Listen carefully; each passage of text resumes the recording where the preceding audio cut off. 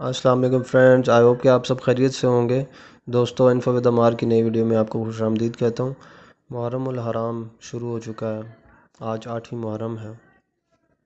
دوستو، محرم الحرام کی تاریخ کو اگر دیکھا جائے تو یہ اسلامی سال کا پہلا مہینہ ہے جس سے اسلامی سال شروع ہوتا ہے مسلمانوں کا۔ اس کے علاوہ محرم الحرام حضرت امام حسین اور ان کے ساتھیوں کی بے لوث قربانی کی یاد دلاتا ہے۔ حضرت امام حسین نبی پاک صلی اللہ علیہ وآلہ وسلم کے پیارے نواسے کہ جب وہ مسجد نبوی میں نبی پاک صلی اللہ علیہ وآلہ وسلم کی پشت پر بیٹھے، جب نبی پاک صلی اللہ علیہ وآلہ وسلم سجدے میں تھے تو نبی پاک صلی اللہ علیہ وآلہ وسلم نے اپنا سجدہ بڑھا دیا، حتیٰ کہ 72 یا 73 مرتبہ نبی پاک صلی اللہ علیہ وآلہ وسلم نے کلمات پڑھے، اور اس کے بعد جب امام حسین نبی پاک صلی اللہ علیہ وآلہ وسلم کی پشت سے ہٹے تو تب نبی پاک صلی اللہ علیہ وآلہ وسلم نے اپنی بقائے نماز کو جاری رکھا۔ اتنے درجات، اتنی بلندی، اتنی مہربانی، اور پھر قربانی بھی ویسے ہی ہے۔ حضرت امام حسین اور ان کے ساتھی، ان کا خاندان، نبی پاک صلی اللہ علیہ وآلہ وسلم کے گھرانے کی پاک سید عورتیں، پاک بیبیاں، وہ وقت ایسا ہوگا کہ ہم میں سے کوئی بھی اس بات کا اندازہ نہیں لگا سکتا کہ کتنا مشکل وقت ہوگا، لیکن آخر کار ایک سید ہیں، نبی پاک صلی اللہ علیہ وآلہ وسلم کے نواسے ہیں، اور یزید کے مقابلے میں وہاں پر موجود ہیں، کیونکہ یزید تو باطل ہے، یزید باطل تھا، باطل ہے، باطل رہے گا۔ یزید وہی تھا جو وہ ہے، اس میں کچھ بدلاؤ نہیں آنا۔ یہ خدا کی کرنی ہی ایسی ہے۔ حضرت امام حسین اپنے پیارے پیارے بچوں کے ساتھ اور پاک گھرانے کی نیک بیبیوں کے ساتھ، پاک بیبیوں کے ساتھ، اور اپنے ان ساتھیوں کے ساتھ جن کے ایمان بہت مضبوط تھے، کربلا میں پہنچے۔ باطل تیار ہے، اور بنا کسی وجہ کے تیار ہے، کوئی وجہ نہیں ہے اس چیز کی۔ یہ سلطنتیں، یہ بادشاہیاں، یہ سب ختم ہونے والی چیز ہے۔ وہ آخر کیا سوچتے تھے کہ کیا وہ ختم نہیں ہوں گے؟ کیا وہ انسان نہیں ہیں؟ لیکن اس کے باوجود بھی خدا کا قہر تھا ان پر کہ ان کو اس چیز کی سمجھ ہی نہیں آئی۔ وہ سوچ ہی نہیں سکے کہ ہم کرنے کیا جا رہے ہیں۔ جس ہستی نے ہمیں، ہمارے اجداد کو یہ دین دیا، وہ انہی کے پیارے پھولوں کو اس طرح سے ستا رہے تھے۔ حضرت امام حسین کی اس بے لوث قربانی کا نتیجہ کہ آج مسلمان اس دنیا میں اسلام کو کہیں نہ کہیں کچھ حد تک زندہ رکھے ہوئے ہیں۔ میں یہ اس لیے نہیں کہتا کہ اسلام پر مکمل طور سے ہم عمل کرتے ہیں۔ ہم آج کل کے دور میں دیکھا جائے تو ٹیکنالوجی اور باقی ساری ایسی چیزوں کی آنے کی وجہ سے جو کہ ہمیں ان میں زیادہ مشغول رکھتی ہیں، ہم اسلام پر اس طرح سے عمل نہیں کرتے۔ ہم نمازیں چھوڑ دیتے ہیں، ہمارے ایمان اتنے کمزور ہو گئے ہیں، تھوڑی سی گرمی پڑی نماز چھوڑ دی، تھوڑی سردی ہو گئی، بارش ہو گئی، نماز چھوڑ دی۔ وہ تو وقت ایسا تھا کہ کربلا میں جہاں پانی میسر نہیں، وہاں پہ حضرت امام حسین اور ان کے ساتھی نماز بھی ادا کر رہے ہیں، اللہ کا ذکر بھی کر رہے ہیں، اور اس کے بعد یہ قربانیاں بھی دے رہے ہیں۔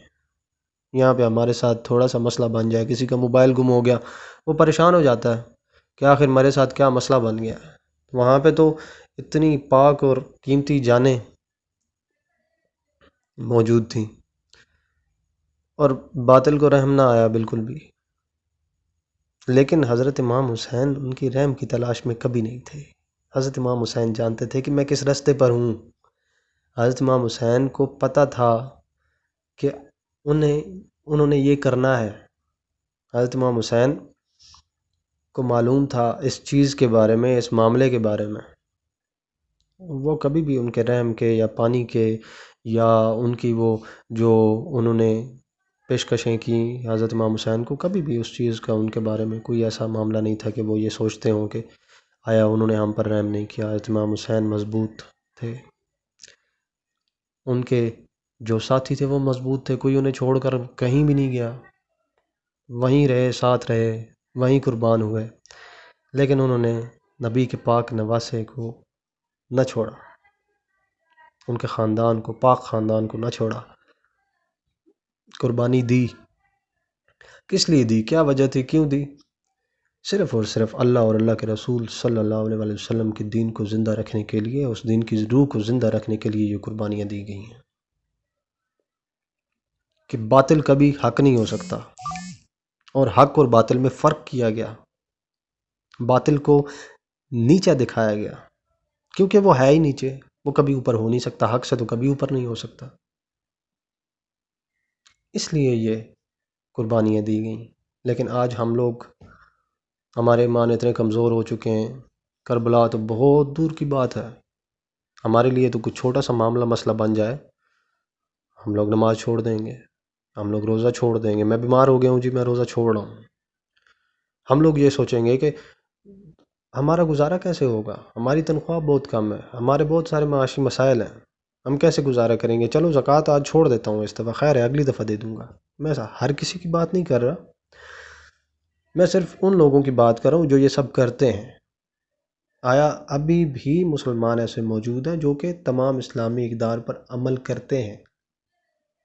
بے شک کرتے ہیں، اس میں کوئی شک نہیں ہے، لیکن پھر ان کے لیے اس سے بڑھ کر کیا ہے کہ نبی پاک صلی اللہ علیہ وآلہ وسلم کی اور ان کی آل کی سچی و پکی محبت، اور جس سے نبی پاک صلی اللہ علیہ وآلہ وسلم نے فرمایا کہ اس سے محبت کرو، اس سے محبت،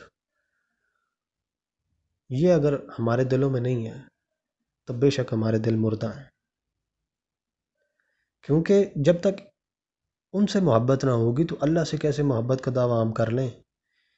ہم تو نہیں کہہ سکتے کہ ہم خدا سے محبت کرتے ہیں، خدا بہت بڑا خدا ہے۔ اس لیے ہمارے دلوں میں نبی پاک صلی اللہ علیہ وآلہ وسلم کی محبت، ان کے قرابت داروں کی محبت، ان کی پاک آل کی محبت، یہ ضروری ہے، بے لوث محبت، یہ ضروری ہے۔ اگر یہ ہمارے دلوں میں نہیں تو ہمارے دل اور ہماری زندگیوں کا کوئی مقصد نہیں، اور تبھی خدا تعالیٰ بھی ہماری محبت کو قبول کرے گا کہ اگر ہم خدا سے محبت کرتے ہیں تو۔ آج ہم لوگوں نے ہر چیز کو سپلٹ کر دیا ہے، ڈیوائیڈ کر دیا ہے، یہ ڈویژن اچھی چیز نہیں ہے۔ کوئی سوچتا ہے کہ میں فلاں سے محبت کرتا ہوں، وہ نبی پاک صلی اللہ علیہ وسلم کے زیادہ قریب تھے، کوئی سوچتا ہے کہ میں فلاں سے محبت کرتا ہوں، وہ نبی پاک صلی اللہ علیہ وسلم کے زیادہ قریب تھے۔ سب سے محبت کریں، سب سے محبت کریں، کیونکہ وہ وقت بڑا مشکل وقت تھا، ہم لوگوں نے وہ وقت نہیں دیکھا، ہمیں پلیٹوں میں اسلام ڈال کے دے دیا گیا ہے، یہ لو پڑھو، نماز پڑھو، یہ لو سیکھو، والدین کی مار ڈانٹ ڈپٹ سے نماز سیکھ گئے، قرآن پڑھنا سیکھ گئے، اچھے کام کرنے والدین کی کو ہی دیکھ کر ان کی پیروی سے سیکھ لیے۔ جب ایک سارا معاشرہ ہی انتشار کا شکار ہو، برائی کا شکار ہو، کہیں شراب چل رہی ہے، کہیں برائی چل رہی ہے، کہیں پہ کسی کا حق مارا جا رہا ہے، وہاں پر چند لوگ، ایک چھوٹا سا گروہ اٹھے اور نبی پاک صلی اللہ علیہ وآلہ وسلم کی جو اعلان نبوت ہے اس کے پیچھے چل کر مسلمان ہو جائے اور خدا کو، دین حق کو مان لے، تو ان پر جو مشکلات آئیں، ہمیں ان مشکلات کا سرے سے اندازہ ہی نہیں ہے، ہم نے صرف کتابوں میں یہ پڑھا ہے، ہم نے لوگوں سے سنا ہے، ہمیں اس کا بالکل بھی اندازہ نہیں ہے کہ وہ مشکلات کتنی ہوں گی۔ شہید کر دیے گئے گرم ریت پر، آج ہم تھوڑا سا ریت پر چلتے ہیں نا، ہلکا سا، ہمیں بڑی تکلیف ہوتی ہے پاؤں میں، حالانکہ ہمارا جو جسم ہے اور پاؤں، ان دونوں کی جلد میں بڑا فرق ہے، وہ زیادہ برداشت کر سکتے ہیں ہمارے پاؤں کی جلد جو ہے، لیکن جس کو گرم ریت پر، صحرا کی گرم ریت پر لٹایا گیا، عرب کی گرم ریت پر لٹایا گیا، وہ کیا ان لوگوں کی قربانیاں نہیں تھیں؟ کس لیے تھیں؟ جن کے اوپر گرم ریت پر لٹا کے اوپر بڑے بڑے پتھر رکھے گئے.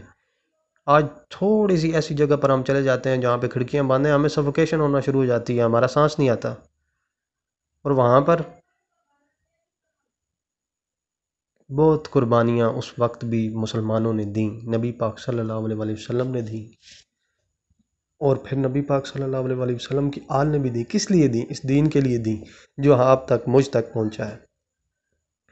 اگر اس پر ہی ہم عمل نہیں کرتے تو پھر ہم کیسے کہہ سکتے ہیں کہ ہم ان کی پیروی کرتے ہیں، یا ہم کیسے کہہ سکتے ہیں کہ ہمیں ان سے محبت ہے؟ درود شریف پڑھنا چاہیے نبی پاک صلی اللہ علیہ وآلہ وسلم کی ذات پر اور ان کی آل کی ذات پر کہ خدا رحمت فرمائے. درود شریف پڑھنا چاہیے. ہم ان کو کچھ نہیں دے سکتے، وہ بہت پاک اور بڑی ہستیوں والے لوگ ہیں، ہم مانگنے والے لوگ ہیں. اللہ تعالیٰ کی ذات ان کے صدقے ہمیں دے دے تو بہت بڑی بات ہے. ٹھیک ہے، اس لیے کبھی بھی اپنے ذہنوں کو، اپنے دلوں کو اتنا کھولیں، اتنا وسیع کریں کہ خدا تعالیٰ کی محبت حاصل کرنے کے لیے اس چینل سے گزرنا ضروری ہے. اس چینل سے جب تک آپ نہیں گزریں گے، آپ خدا کی محبت حاصل نہیں کر سکتے، نہ میں حاصل کر سکتا ہوں. اس وجہ سے ہمیں یہ کوشش کرنی چاہیے کہ جس مقصد کے لیے وہ عظیم قربانی دی گئی، اس مقصد پر ہم چلیں بھی صحیح. ہم اس مقصد پر اگر مکمل عمل نہ بھی کر پائیں تو کم از کم کچھ حصہ داری تو ڈالیں، کہ تاکہ کل کو ہم قیامت کے وقت نبی پاک صلی اللہ علیہ وآلہ وسلم کو اور ان کی آل کو شکل دکھانے کے قابل تو ہوں، خدا کو شکل دکھانے کے قابل تو ہوں کہ ہم نے کچھ کیا ہے، کچھ تو کیا ہے. حالانکہ ہم کچھ کر کے بھی ان کو اتنے قابل نہیں کہ ہم ان کے سامنے آ کر یہ بول سکیں. بے شک ہم نہیں ہیں، یہ خدا کی رحمت کے صدقے ہی ہم پر مہربانی ہوگی. جنت کی لالچ میں نیکی کرنا اور اللہ اور اللہ کے نبی پاک صلی اللہ علیہ وآلہ وسلم کی اور ان کی آل اور ان کے پیاروں کی محبت کی لالچ میں نیکی کرنا، یہ دونوں میں بہت بڑا فرق ہے. دعا گو ہوں کہ اللہ پاک آپ کو اور مجھے، ہم سب کو سچے دین کی، صراط مستقیم کی، نیک راہوں کی اور کامیابی کی توفیق عطا فرمائے، کیونکہ جب تک وہ بھی ہدایت کی توفیق عطا نہ فرمائے تو کسی کو ہدایت نہیں ملتی. ایک دوسرے کے لیے دعا گو رہیں، انتشار سے بچیں، برائی سے بچنے کی کوشش کریں. خدا تعالی ہم سب پر رحم کرے. ویڈیو دیکھنے کا بہت بہت شکریہ دوستو. اپنا خیال رکھیں.